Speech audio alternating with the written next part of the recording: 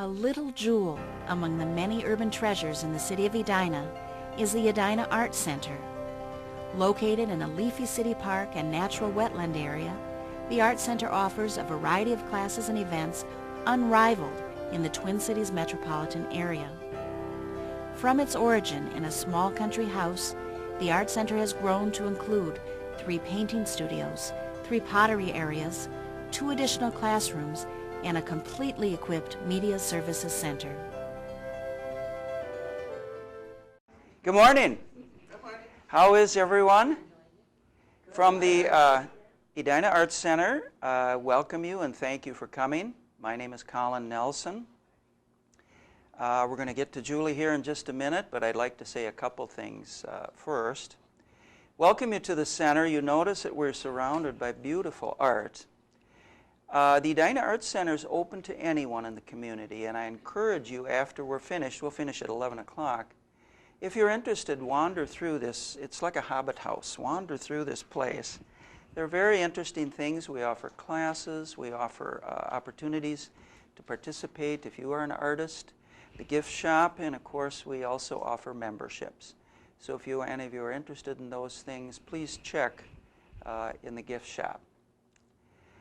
My name is Colin Nelson. I too am a writer, and I write suspense mysteries. My latest book just came out June 1st. It's called Fallout. It takes place here in Minnesota, and it's about a prosecutor who gets involved in a plot to blow up nuclear power plants. It's fiction. I'm sorry, I forgot one other thing. If I may hand this around, if you're interested in other events, in the author studio, future guests and so on, if you wouldn't mind, give me your name and an email address. I promise not to bug you. I'm not going to try to sell you life insurance. But if you could fill out your name, that would be wonderful. Thank you. Our guest today is Julie Kramer. Many of you may know her. She now has her fifth book out.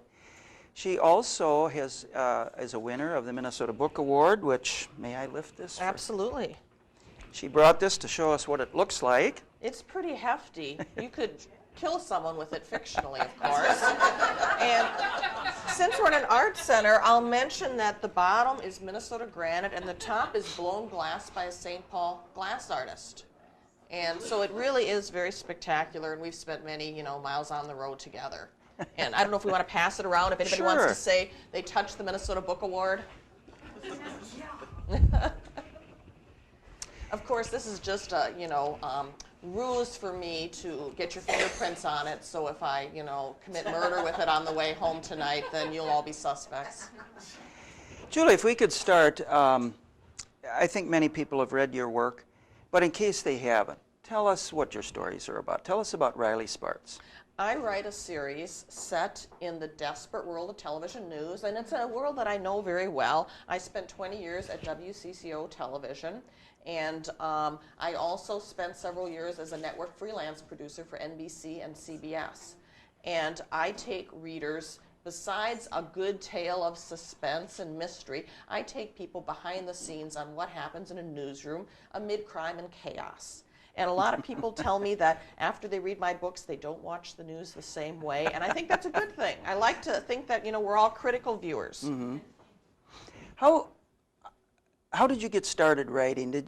Were you interviewing authors or seeing them come through the studio and you thought, I could do that? How did you get started writing?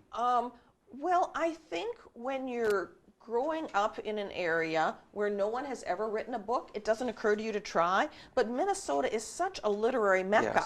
Yes. And, as you grow up, you start to see people around you having success with writing a book.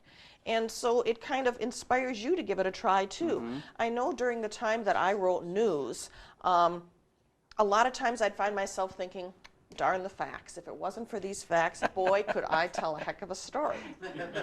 But rules are rules, and when it comes to news, facts are paramount.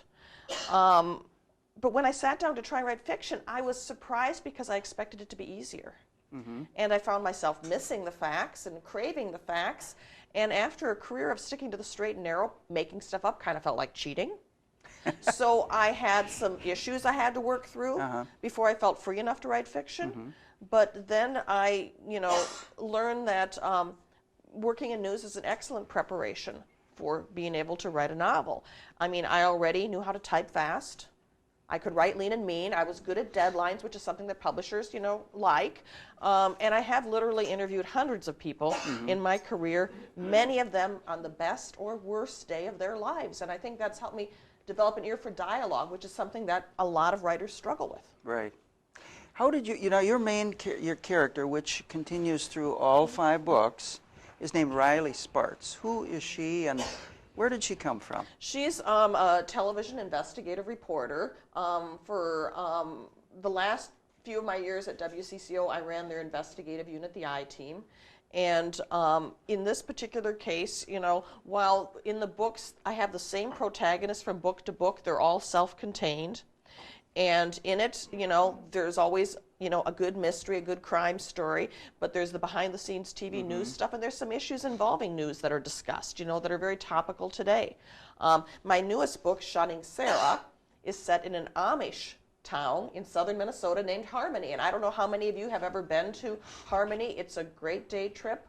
And if you want to get a sense of the Amish community in Minnesota, there's a lot of, horse and buggies around town, and you can drive the back roads and stop at people's farms, and you'll see signs that say new potatoes, crafts, eggs, and you can pull in and you can, make purchases and chat families up, and, maybe they'll talk to you and maybe they won't talk to you.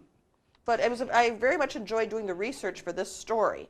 And in it, I kind of pit 2 worlds against each other. The world of the Amish and the world of TV news. And that's guaranteed to bring conflict, and conflict leads to good storytelling. And in the book, we have a woman who's... What is the conflict? Well, we have a woman whose body is discovered. She's been murdered, and she can't be readily identified because her face has been damaged. And, as you know from, working as a prosecutor and a criminal defense attorney, when it comes to investigating a homicide, a lot of times the first clue to finding the killer is to know the identity of the victim, because that gives you an idea about motive and opportunity. And in this particular case, a forensic artist is brought in to draw what she would have looked like were she alive. And the picture is broadcast, throughout the state on TV and in newspapers, and posters are put up, and she's eventually identified as an Amish woman, Sarah Yoder. And her family is outraged. Not as much that she's been murdered, but that her picture is out there. Because in the world of the Amish, a photograph or a picture of oneself is considered prideful and a violation of the biblical ban on graven images. They dress very plainly. Yes. Black, yes. And white. Minnesota is an old order Amish community. In fact, it's one of the fastest growing old order Amish communities. And those are the most conservative. They don't use buttons. They just use hook and eyes. And don't drive cars. They don't own cars. They will ride in a car if someone else is driving. But, electricity is a big taboo. And when it comes to TV, the antenna, some Amish consider the antenna to be the devil's tail. And they consider the TV monitor itself to be the tongue of the devil. Were you able to get into some of their homes? I've spent a lot of time in southeastern Minnesota, northeastern Iowa, and I've seen those Amish farms and seen the people in the carriages. Were you able to make personal contact with them? Yeah, I did make some personal contact with it. Of course, I grew up in southern Minnesota, not all that far from there, on a family farm that we've owned for 135 years. I was the 4th generation to grow up on the farm. And what we have, some Amish lived down the road that my father was friends with. So as I grew up, I had some exposure to that community. But it wasn't until the 1980s that the Amish boom really happened in southern Minnesota, and that's when Ohio Amish came here because land prices were so much cheaper. What is the content? Don't tell us all about the story. I'm not going to spoil it for you. I'm not going to spoil it, Colin. How does that isolation play into the plot? Or why did you choose them? Well, for the Amish, if a crime is committed in their community, they don't go to the police. That's something they prefer to handle themselves. and rarely are there exceptions. And one exception that you might have heard about recently was in Ohio. There was a rogue group of Amish that were breaking into the homes of other Amish and cutting off the hair and beard. And for the Amish, hair and beard have a religious significance. For instance, when the men marry, they never cut their beards. Their beards continue to grow. And so these other Amish were breaking in the middle of the night and using horse clippers to cut the beards. And it was, you know, it was kind of a brutal attack. Yeah. And normally the Amish would not tell the outside world about it. But because it continued to happen and because they were very, you know, frightened about this and very upset because of the religious overtones of it, they went to outside police. And so last month it was a big trial in Cleveland, Ohio. The trial lasted 2 weeks. The jury was out for 5 days. 5 days is a long time for a jury to be out. But one of the things that made that case kind of tricky was it was not charged out as simple assault. It was charged out as a hate crime. And because of the religious overtones. Sure, and then the penalties and that becomes a more complicated trial. Right. And there were 16 defendants. And so the jury had a lot of material to go through. I got a lot of emails and, you know, calls from people who heard about that on the news and were saying, there's this thing going on in Ohio with Amish cutting off hair and beards. Did they get the idea from reading your book?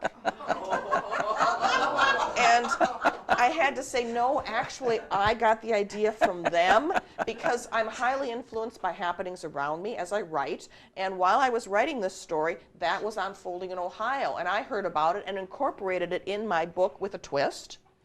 And as I had to tell people, art imitates life more than life imitates art. So, no, they did not get the idea from me. I am blameless in this particular circumstance. Tell us more about your heroine, Riley Sparks. How did you develop that character, and what do you like about her? Well, what makes it kind of complicated these days is she's a television reporter and specializes in investigative reporting. But just, you know, a month or so ago, Gallup came out with a poll saying that America's trust in television news is at an all-time low. So this makes things a little tricky for me because in the world of publishing, you're often told you need to have a likable protagonist to be successful.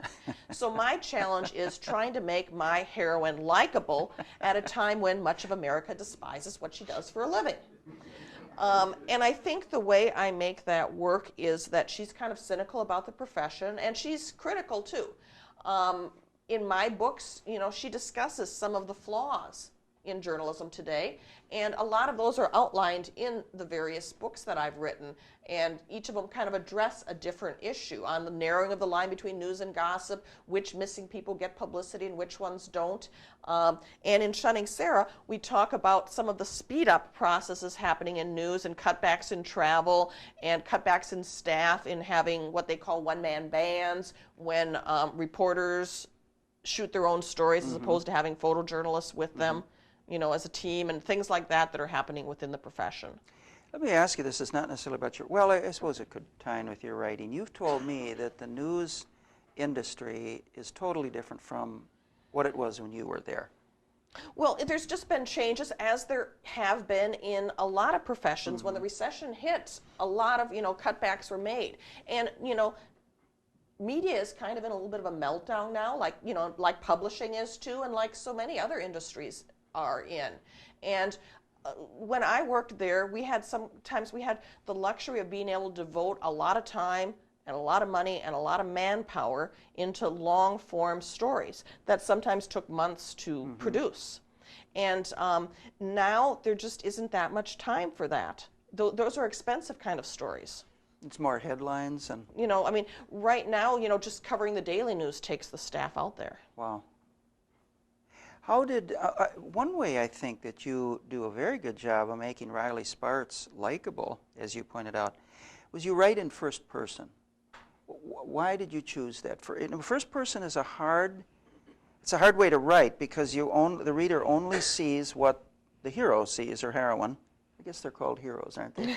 I don't want to offend anyone. We can call them protagonists if protagonists. That makes things easier. There we go. Yes. That makes it easier. But first person, of course, is very limited because you only see what's going on from your protagonist. Why did you choose that? Before I started writing a book, I kind of spent the previous year rereading debut novels from a lot of my favorite authors who were, working on series and that stuff. I wanted to see where the bar was for a first novel as far as what was deemed publishable. And in the course of, that, it was a really good exercise. And I really resonated with the first person dialogues with the authors. And so when I started writing, I wrote in first person. And to make that successful, you really have to have kind of a distinctive writing voice. And you don't want to make it seem like you're lecturing the person. You kind of want to make it seem like you're leaning over and talking to a friend and kind of telling them all the, the inside scoop. You want to kind of get that impression. So my first 3 books, Stalking Susan, Missing Mark, and Silencing Sam, are totally in first person. The 4th one, Killing Kate, I kind of, as an experiment, I alternated between points of view. I did a point of view of the killer and the point of view of the heroine. The heroine stayed in first person and the killer was in third person. And that was really interesting. I really enjoyed that a lot. Shunning Sarah, the heroine's point of view is all first person, but I do have some other point of views from other characters as well. Well, I like it because to me, you've got a very comfortable, that first person voice of your protagonist is, to me, very comfortable. And I like her right away because, like you say, it's more intimate. I'm with her, and I like that. That makes your character very likable. You have some inner dialogue too going on with them, so you know what's in their mind. Even if they're thinking one thing but saying another, that's become apparent to you as a reader. You kind of get that feeling. Yeah. Well, and for a mystery, it's nice to be in first person because then you can hide all those clues, and your protagonist slowly picks up or finds out those clues, which helps with a mystery. Do you think, you've probably been asked this before, how much of you goes into Riley Sparks? I mean, same kind of, coming from that news milieu, how much of you goes into her? There's a little bit of me in there. There's a little bit of several people that I've worked with, and some of them even throw in lines that they recognize. People I've worked with, they're like, oh my God, that happened to me. You put that in their book. And as far as trying to be candid about the news industry, some of my former colleagues wish I wasn't quite so candid. And occasionally they'll say things to me like, did you have to tell them if it leads, it bleeds? Did they really need to know that? Well, it works, doesn't it? Why? I know Julie's very busy with touring, writing. I'm working on book 6. Why do you do it? You're so busy. Why do you do it? Why do you write? Well, you got to do something. And once your first book gets sold, if they want another one, you don't want to be the one to say no. So, and it becomes kind of addictive, just like news. And people wonder, do you miss news? And every time there's a big story, I miss news. You never get that out of your blood. You really don't. Wow. Well, in a way, you can kind of create the news with fiction. But it's hard. It's hard to be writing and being as prolific as you are, plus the touring. One thing that's fun with fiction that you don't always get with news is with fiction, you can give yourself and your readers closure. Whereas a lot of times with news, you don't get good closure. There's a lot of stories out there that, families have no closure for. The journalists covering them don't, and the viewers don't. And those are stories that, we want to know what happens. We want an ending. We want to know what happened to Jacob Wetterling and Jody Husentrude and things like that. And it's frustrating as a journalist to not have a conclusive ending. And those stories, we're as haunted by them as the rest of you are. Now, from story to story, because you write in a series, and Riley Sparks is in those books, how does she grow, or how do you keep people interested? How does she change from book to book? The challenge in writing a series is that while I'm using the same protagonist from book to book, you want to make sure that each book is self-contained so that people can pick up any of them and not have to worry that they've missed out on stuff or that things won't make sense to them. So that's kind of what the challenge is. For Shunning Sarah, because this was an Amish mystery, Amish fiction apparently is kind of hot these days. So it kind of invites in a different reader than's been reading some of my other books. And so some people who don't review mysteries but review Amish fiction reviewed it. And a couple of them said, Gal, when I saw that this was, kind of into the series, I worried that I wouldn't be able to follow it, but it made perfect sense. I've read no other books by this author other than this latest one, and I just loved it. And that's kind of where you want to hit it as you're writing, because you want to have a story that somebody who's just picking up one of your books randomly can make sense with. There are people out there who have to start at the beginning. And you know who you are. You know the ones that are out there. And if you do that, you do pick up a character arc a little bit. But, you don't want to have to be dependent on that. You want people to be able to pick whichever book sounds most interesting to them and read that, and then hope that that gets them interested in the rest of your work. Yeah.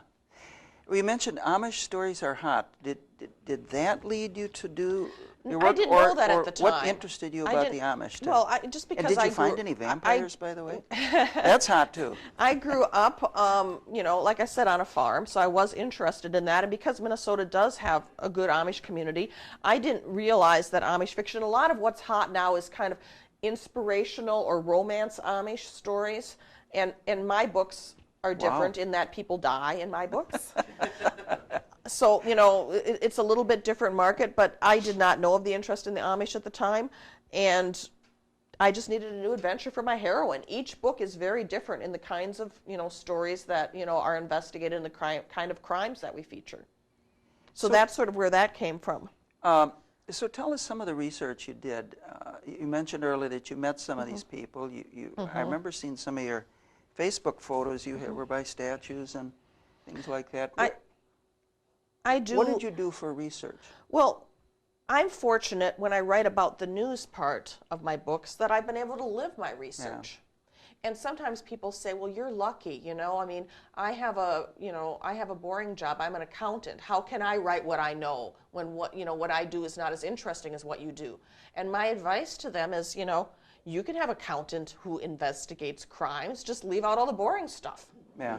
There's a lot of boring stuff in the news business too, transcribing tapes and all this stuff. And, you don't have to tell them every single thing that happens in the day. Part of your job, is to figure out what is compelling and moves the story forward.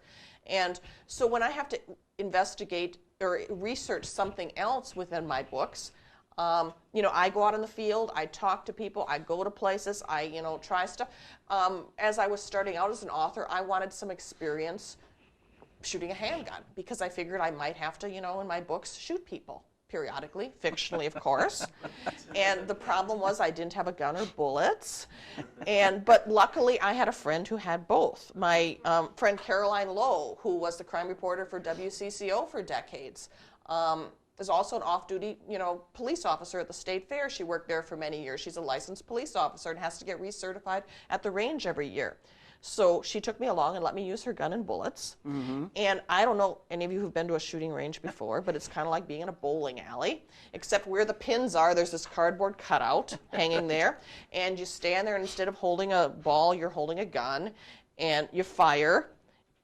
And it happened so fast, I couldn't even tell if I hit the thing or not until they pulled it forward. The gun had recoiled, my thumb was bleeding, I had gun residue on my hand, and it was sort of black in places. All this was very good research, to be able to blend into, a story to make it seem authentic. And I know you're probably all wondering what kind of a shot I am, aren't you?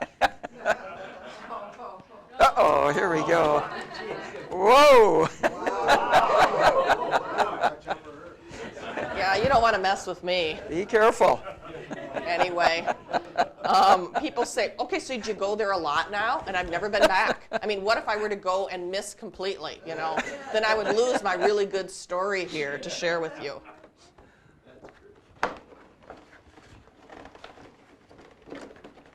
I've worked in TV. We like visuals. Are these I'm assuming, are Amish dolls that you bought when you were doing your research? Yeah, these were done by Amish people. Oops, in southern Minnesota, there goes one. And if you'll notice, we talked a little bit about how the Amish don't want pictures of their faces or photographs or anything. These particular dolls have no faces. They're kind of sad Raggedy Anns, made by, an Amish family. And I purchased them, some of the crafts that they were selling. But in the book, the Amish dolls play a role. They make, a couple of appearances there, faceless Amish dolls, which, we look at them and we say, oh, there's something not right there. And they do look a little ominous. Mm-hmm. Yeah, good point. And that lends itself to the story. Another thing, for the conflict in my story in Shunning Sarah, we have, her family who does not, want her picture distributed anymore, even though putting a picture out is one of the best ways to get tips from the public, as you know from work, with crime and that. But the Amish society is, really more into forgiveness than prosecution. And if you recall, about 5 years ago in Pennsylvania, a schoolhouse was shot up. And a number of Amish students, a number of Amish girls were killed. And their families forgave the family of the shooter. And that kind of just illustrates how important forgiveness really drives their faith. And Shunning Sarah kind of examines at what point in a society is justice more important than forgiveness. So in my books, there's always, in addition to the crime and the action and the mystery that needs to be solved, there's also some, social questions and themes that come up. Do you do that? Well, of course you do it purposely, but I mean, is that important to you, that theme is there? Well, is there I like kind to of a pose message questions. you like I've spent a career asking people questions, Answering questions, that's more unnatural to me than being the one asking the questions, actually. But it sounds like that's important to you, to have a theme or some message that you want to... Each book has, a message or a theme in it beyond just the story of it. Why do you do that? Because many authors write wonderful books, but there's no particular... They're just entertaining, which is fine. Well, mine are very entertaining. But in addition, I just think in the world of news, you always are pondering things in the back of your mind, and that comes out in my writing. Well, and I think that's important, too. It kind of leads to some debate, and, it gives book clubs something to discuss. Right. Well, and what a wonderful way that your books are fun to read. So you've got the arc of the story, which carries the reader along, and underneath it you've got some of these deeper questions that you raise that give some depth to the story and cause people to think. Let me switch from writing to more publishing and so on. I know we've got some writers here in the audience. How did you get published? I wrote my first book, Stalking Susan, and from the time I started writing it to the time that I had a book deal was about 2.5 years. And I was working on it kind of, part-time. That included getting an agent, working on her revisions, and having her shop it. And in the world of news, 2.5 years is an eternity. But in the world of publishing, that's, a pretty good clip. So, I wrote it, I, sent out a query, and ended up, a friend of mine, Steve Thayer, had an agent, and I had, sent a query to his agent, and she took me as a client, and ended up getting a book deal. Stalking Susan had been written as a standalone book, but the publisher wanted, a series. They wanted a 2-book deal, so the question to me became, so can you write any more of this? And that's sort of how that went. But when I sat down, my goal was that I wanted to write a commercial book that would be published by a New York publisher. That was kind of where I was shooting for. And I'm very fortunate that, I landed a deal with my first book, because there's this feeling in publishing that to write a publishable book, and by that you mean a book people will pay money to read, that what you have to do is you have to write maybe 1 million practice words before you get good enough to have a publishable book. And that's why a lot of authors have 3 or 4 manuscripts under their beds that didn't make the cut, because those were sort of their practice words. So people say, okay, so what was your shortcut? And I didn't have a shortcut. I wrote 1,000,000+ words, but I wrote them in news. And my stories had drama and suspense and humor and, all of the kinds of components that, good storytelling is good storytelling, no matter what type of writing you're doing. Well, I think journalism, so many authors come out of journalism because you're forced in a very short space to put in all those things, conflict and trouble for the protagonist, a resolution. In fact, most journalists load that on the front end of the story, so you practice that probably everything you write. And then now people say, well, so how long does it take you to write a book? Well, it takes me a year, because that's how long my publisher gives me. Because when it comes to series, publishers, think that, you need to have a new book coming out or the readers, will forget about you. And I don't know if it's true or not, but nobody wants to take the chance. Yeah, good point. Do you like working with, what do you think about working with a major New York publisher versus, let's say, a regional press? Well, my experience has been with the New York publisher. And people are like, so do you have to go to New York all the time? Well, no. Most everything's done electronically by email. I didn't even meet my agent until like 2 years after my first book came out. Just because any of the times I was in New York for something, she was off somewhere, or she'd be off somewhere, and it wasn't that critical to me. Well, so much is done electronically. Right, right. What advice could you give to new authors who maybe do have 2 or 3 manuscripts under their bed? What should they do to get published? Well, publishing is changing real dramatically these days, and very quickly.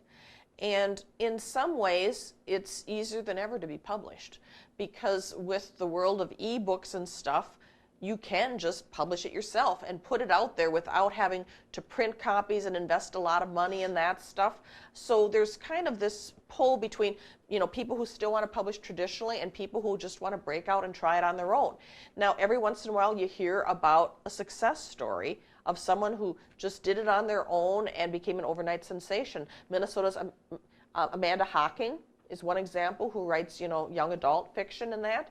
Every once in a while something like that happens. But what people have to keep in mind is those were exceptional cases by people who, had very good books, but at the same time, the timing was right for them. She was writing, young adult fantasy kind of things, just as more people wanted that.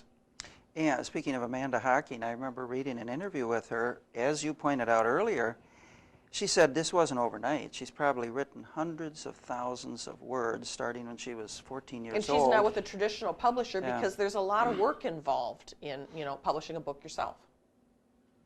Well, should a person then try to find an agent or check out small press? Or there's all sorts of ways you can do it. I mean, there's more small presses available than ever, but the big 6 are still out there.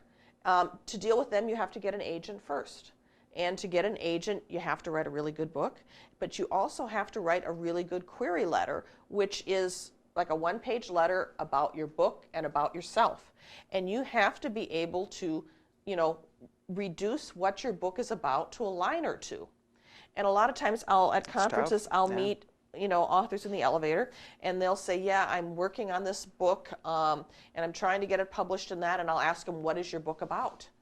And 6 minutes later, I still don't know what their book is about. And I'll say, can you tell me in 1 line what your book is about? The elevator speech. And if they can't, it makes me think they don't really know what they're writing. For my books, Stalking Susan was about a killer targeting women named Susan and killing one on the same day each year. And it was inspired by some cold cases that I covered as a journalist that happened in St. Paul. My second book, Missing Mark, was about my protagonist answers a wedding dress want ad reading, wedding dress for sale, never worn, and is pulled into a dangerous missing person case. Killing Kate deals with a killer who drew chalk outlines shaped like angels' wings around the bodies of his victims. And in each case, I can tell you what my book is about in a line or 2. And so that's what I suggest to people. Try and focus on what is the story that you're trying to tell. Some of you may have questions. We could keep talking here for a long time, but any of you have questions for Julie? Yes. Did you have a love-hate relationship with editors? Because sometimes the words are precious, and editors try to condense it more. The question was, did I ever had any love-hate relationships or squabbles with editors because as a writer, your words might be precious to you? You know, I spent a career in news. The art got beaten out of me long ago. And, you know, I understand the value of collaboration. I understand the value of having a good editor. In fact, a lot of people say editors don't edit anymore, you know, because again, publishing is also undergoing a lot of cuts and a lot of speed up stuff. I'm fortunate. I have the same editor as Jody Picoult and Vince Flynn. And I think I get good editing. For Shunning Sarah, the ending of the story that you see in the book was not my first draft ending. When I wrote it, I wrote the ending and I thought, wow, okay, you know, I mean, I knew it was a little extreme, but I wasn't sure, you know, sometimes when you're writing, the line between writing, you can't tell if you've written something really brilliant or really horrible. Because the line is moving around, you're too close to the material. And so I sent it and asked my editor, what do you think about the ending? And she said, wow, I mean, you know, you could end it this way, but wow. And I said, you know, I have this other ending in my mind that I've been kicking around. And she said, okay, write it, let's take a look. And when I wrote it, I knew it was the right ending for this book. And I won't go into details because we don't want to spoil it for anybody. But if you have a book club or are interested after you read it, you know, send me an email and I'll tell you what the original ending is and you can debate it. I know when my teenage son heard the original ending, he said, oh, Mom, that would have been so cool. But, you know, part of the thing is, if you think that if your words are too precious to you to ever have anybody want to change or give you editing or direction and that stuff, then you should publish it yourself. Because if you take a book deal, you take it knowing that there's some collaboration involved in that.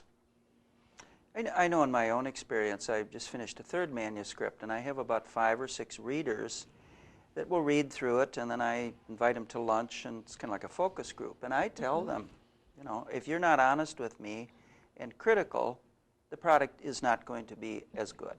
And you have to separate your ego from what's on the paper. In some ways, it's kind of like selling cornflakes. Yes, it's you, but you got to try to sell it. And Thomas? Is being a writer a job, or is it a calling? The question is being a writer a job or a calling or both? Well, for me it's a job because, you know, I need to live too.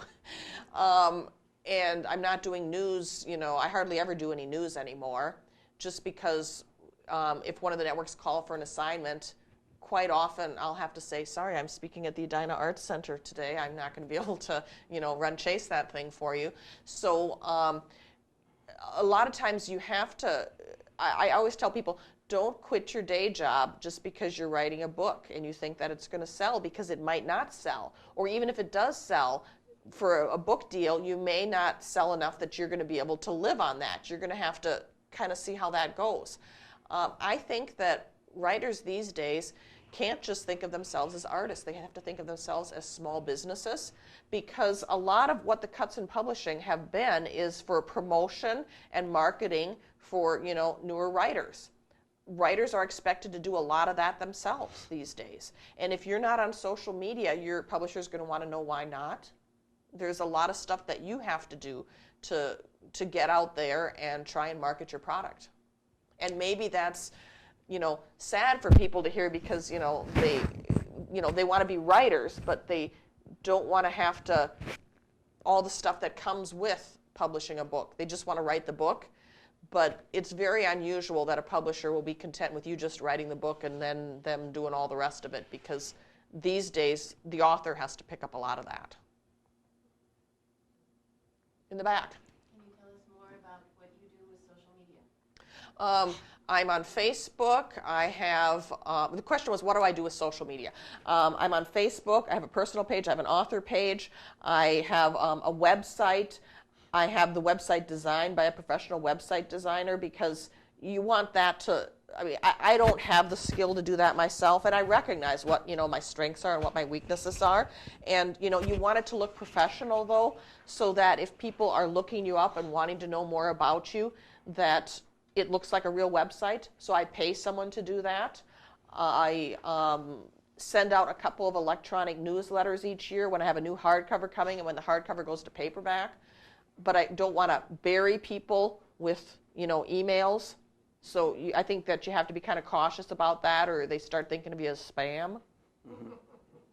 Every time I get an email from Julie, she's in Cleveland or Des Moines, or I don't know when you get time to write, maybe in the hotel at night. Do you like that part of it, or is it difficult? Well, the touring. I mean, I'm used to news and chasing things in different parts of the country. When I worked for NBC and CBS as a freelance network news producer, they would call and say, "Can you go to the airport now?" And because we're a hub airport city, there's a lot of the country that I could get to faster than anyone they had on staff. And while it sounds kind of glamorous, you have to understand the places I'm going to are places the folks in New York don't want to go to. So it means a lot of buying socks and underwear in rural Missouri. But, I'm used to, moving around and... Yeah, makes it easier for you. Yeah, this is the assignment and that. It doesn't seem as strange as, what I used to do. Yeah, good point. Bella, did you have a question? Yeah, do you belong to a writers group or book club? And I'm sure reading is just as important as a writer. The question was, do I belong to a readers group, a writers group, or book club or anything? And I don't so much belong to like a writers group. I know there are writers group where people exchange chapters and critique themselves and that stuff. Like Colin, I've got I've got some people I call beta readers who, I have read my stuff. None of them have ever written books, but they come from news and they're good storytellers. Mm-hmm. And, so I trust their judgment on parts of the work that resonate with them and parts of the work that don't. I belong to a lot of, professional organizations. The Twin Cities Sisters in Crime, if you're a mystery writer, that would be a good thing to be involved with. I also belong with Mystery Writers of America and International Thriller Writers. And because you need to have some people, in a real job, you go to the office and you talk to people and they understand what your problems and concerns and issues are, and you have people that you can, hang with. Writing is kind of an isolated life, and so I think belonging to some of these other groups that have writers in there, you can talk about what's happening in publishing. You can talk about what's happening with your own career, and they'll get it. Hafed. Or was there somebody else? Right here. Make a statement. I think you made a good point about your books are self-contained. I've read books by other local authors, by Ken Kramer and Vince Lynn, and if a character may die in a previous book or not be there, or they age, and this, sometimes gets confusing if you don't consciously say, I'm going to start with the first book and then go through. The question statement was about the writing self-contained books, whereas writing series in which you have to read them in a particular order to have them make sense. What I try to do is sometimes in the course of my writing in my books, if something has happened in a previous book that seems important for them to know about character, and usually it's character and not plot that comes in, then I'll have a line or two about that. Just to kind of sum it up so they know, okay, someone's a widow now. I don't have to get into, how her husband died, but they need to just, as part of her character, know she's a widow. And that's what I try and do, because the people who have been reading them all along, you don't want to bore them with having them say, well, this is, 2,500 words that was kind of from the previous book. But the new readers, you don't want to have confused. And typically that comes with just identifying if there's a character point that you need to make in the subsequent book that can be made very briefly so that they sort of know something about their character that they might not have known otherwise.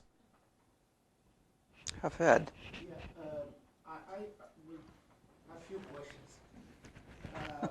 One, it seems like news permeates all your work, and I understand that, but I'm failing to understand whether you are a journalist, a news person who happens to write books, or you are a writer who uses journalism. The question is, am I a journalist who writes books, or am I a writer who uses journalism in my books?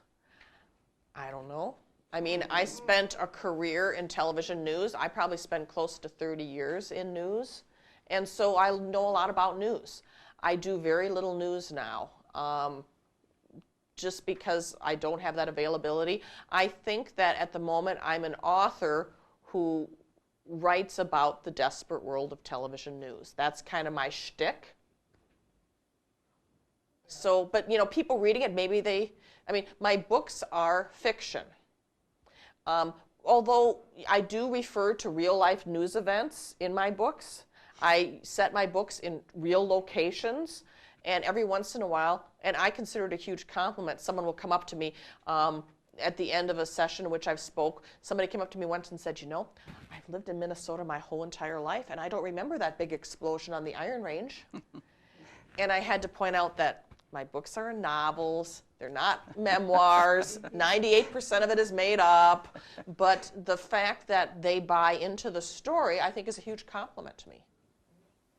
So, to go back to your characters, you talked at some point about the likability. Yes. The fact that you work a lot on trying to make the character likable, Well, despite what they are doing. Well, sometimes you want to make them likable. Not all the characters can be likable. Like the killer probably isn't going to be too likable. The question was, you know, how do you make characters likable, or how concerned am I about making them likable? And it just depends on which the characters are. Well, yeah, my point is that there is some amazing power into having an unlikable character being extremely attractive and extremely exciting, Yes. as it were, as a character, and yet they are not the most normally likable people. So I'm just trying to say that there is an amazing interest in working with a character who is not likable.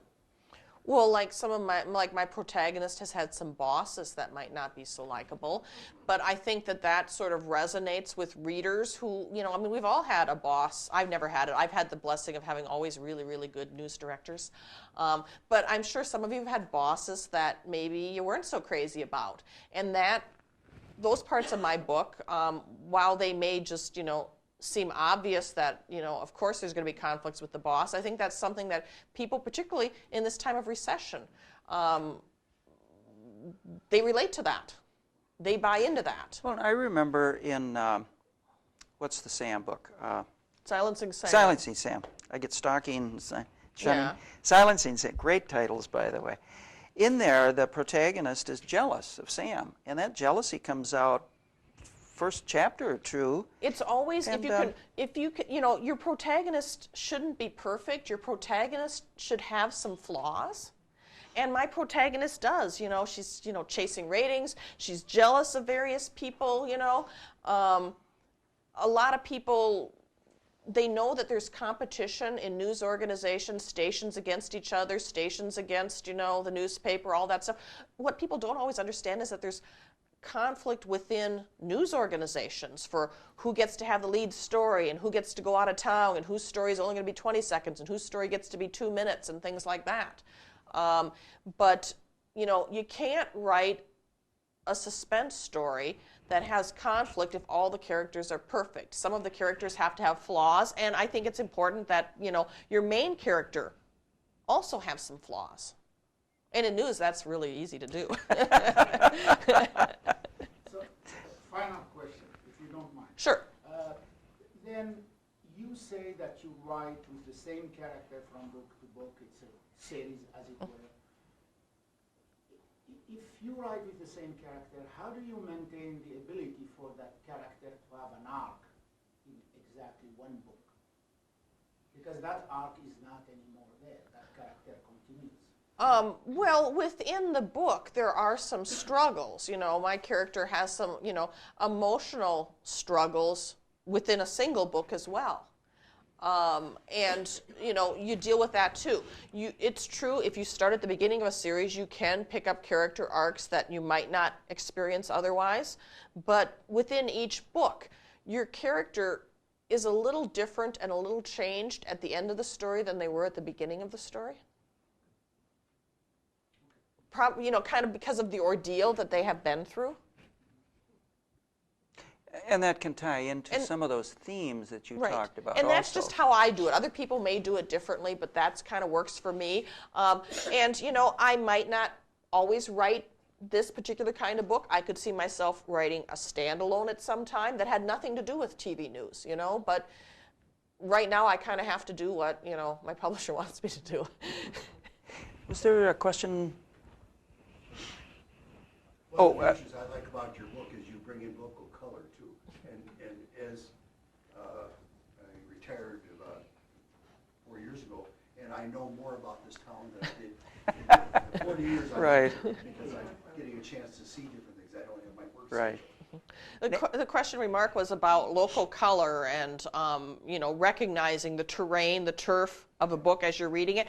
And that means that people here in Minnesota will read my books at a different level than somebody in New York. But that's the same kind of thing with Linda Fairstein, who's a sex crimes prosecutor who, you know, writes a suspense series set in New York, and she deals with a lot of New York history in her crimes. And I hardly ever go to New York, but I like to read them because I like to hear about these places.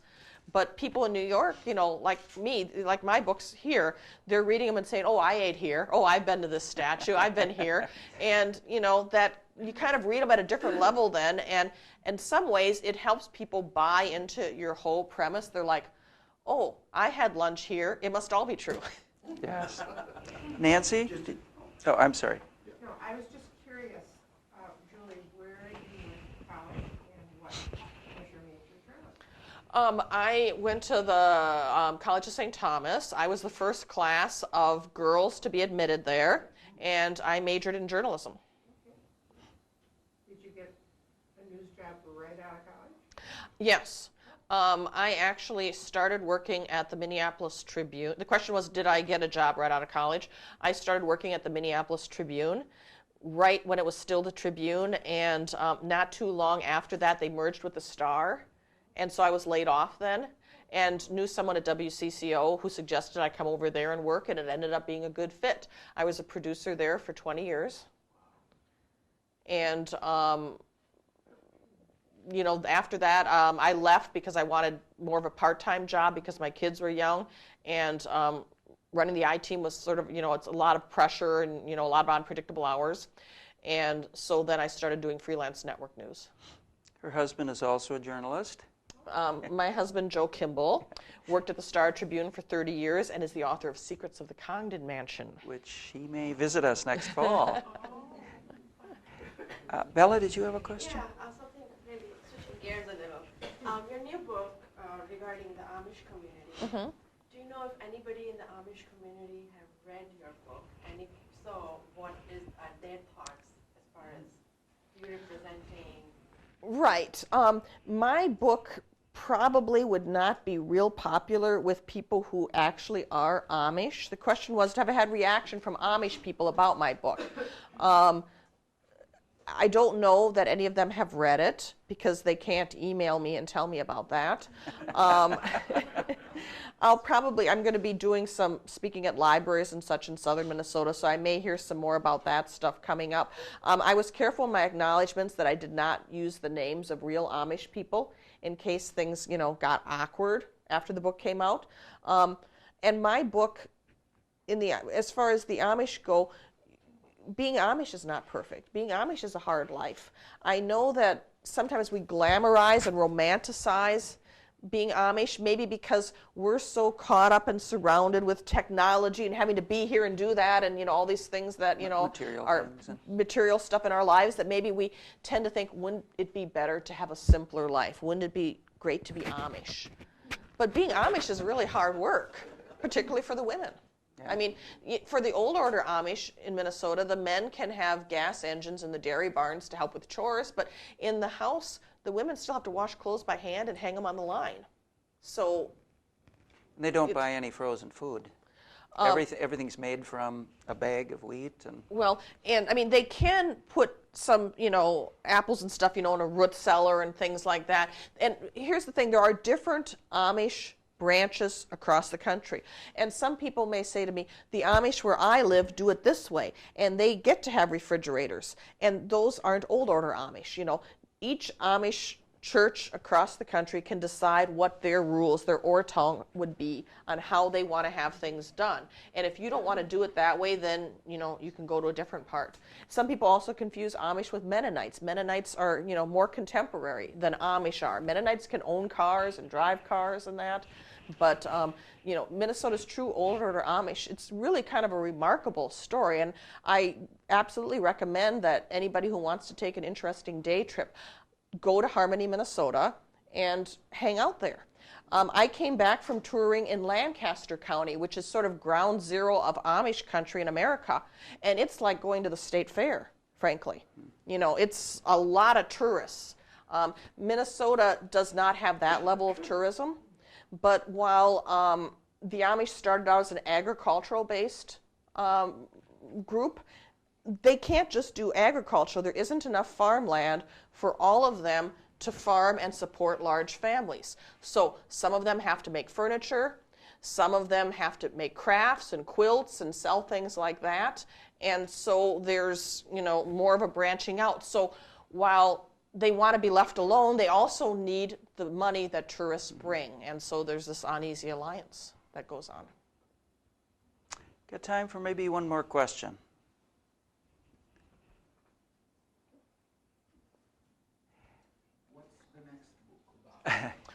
Well, I'm still writing that, so I don't talk about it while I'm still writing it because, you never know. Sometimes you end up, you throw out this part, you throw out that part.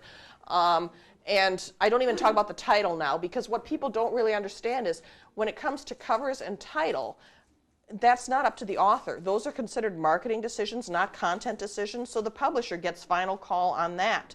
And I know for my titles, for my first book, Stalking Susan, it was about a killer targeting women named Susan, and the working title I had in my mind was always Stalking Susan. And my editor loved it and didn't want to hear any other titles. And for my second book about the never-worn wedding dress want ad, and we always know there's a good story behind all those want ads for the wedding that didn't happen, and my working title was Never Worn. I thought it was mysterious and poignant. Yeah. But my editor thought it was dull and boring. And so I said, well, what do you want to call it? Missing Mark? And she said, yeah. Yes. And didn't want to hear any other titles. And so I kind of got branded like that now. And once I mentioned to people, yeah, I think maybe I'll call it this. And, it was a different name. And my editor hated that title, too. And we never named it that. So now I don't even tell people the title until it's actually finalized and all of that, because otherwise too many people want to know, well, why didn't you call it that? I thought that's what you said. And even when I was writing my first book, I didn't tell anybody I was writing it. I have 7 siblings, and I didn't want to have to deal with that. And every holiday, whatever happened to that book you said you were going to write, So I waited until I had a deal before I told people. But I worked in news. I'm good at keeping secrets. I think Julie will be willing to stay for a little while to either sign books. They're for sale in the gift shop, and perhaps talk to you about other questions that you may have. I would invite you to come to a future author studio. Let me just give you an idea of what we've got coming. In November, Lorna Landvik will be here. She's an excellent novelist, but also a stand-up comic, and always fun to talk to. I myself will be the guest in December, so figure that out. How am I going to interview myself? It's a mystery. You guys are going to have to come up with trick questions for him. Pin him to the wall. Right. Who's going to interview you? That's what I mean. That's the mystery.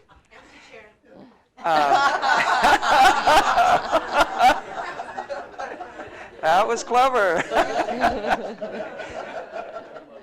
January, I have Paul Metza, who's been a local musician, has written an autobiography of his life as a musician in the Twin Cities. And I'm asking him to bring his guitar, so he may play a few blues songs when he finishes the interview. In February, Beth Dooley will be here. Beth writes a sometime column, I think for the Strib, on cooking. She's written 2 cookbooks, and will talk to us about writing a cookbook. So, maybe she'll bring treats. And I think she's going to bring food. Ooh. So we meet the second Saturday of every month at 10 o'clock right here. Thank you for coming, and Julie, thank you so much for hosting me, Colin. It was being a lot here. of fun.